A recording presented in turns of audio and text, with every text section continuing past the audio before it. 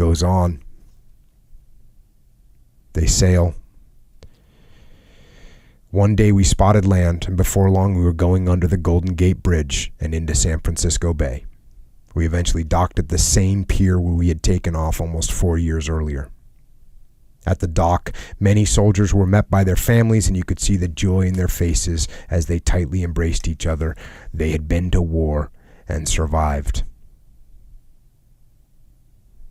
Now they check into a hospital. One of the first things that the doctor said when he saw me was, "You have hepatitis."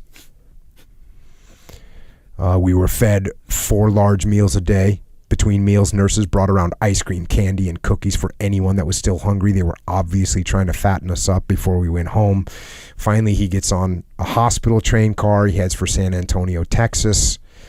And then from there, he was finally given a pass to go home. And he's with a friend of his. Before we got to Lafayette, I talked my friend into staying overnight in Crowley so we could clean up and be rested for our trip home the next day. We spent the night at the Rice Hotel. Next morning, I decided to get a haircut, so I went to a barber shop nearby. The barber started talking about the boys that had left to go to war, some of whom had been killed. He then talked about a family that lived near Mawada that had 2 sons killed and another missing in action. He said that the one missing in action later turned out to be a prisoner of war of the Japanese. I was shocked beyond belief, and I know I turned pale because I was positive he was talking about me and my brothers, even though he did not give names. This news came as a complete surprise, but I had begun to suspect something before now. In a letter or two that I sent home, I inquired about Andrew and Stephen, but never got any information concerning them when I received mail in return.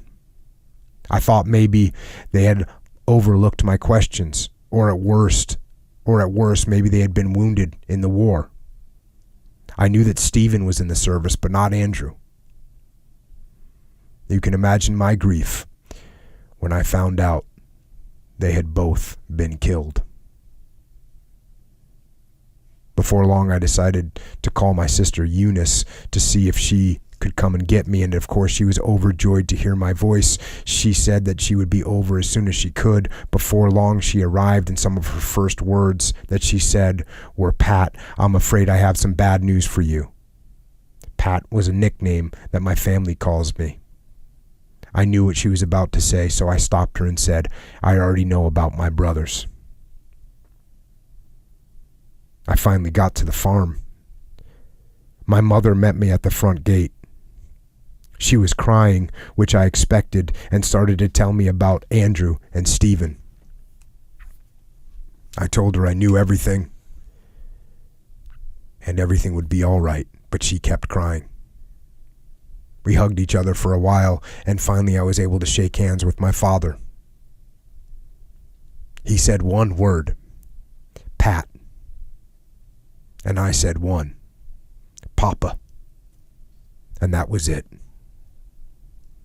He was never much for talking, but I knew that he was glad to see me back.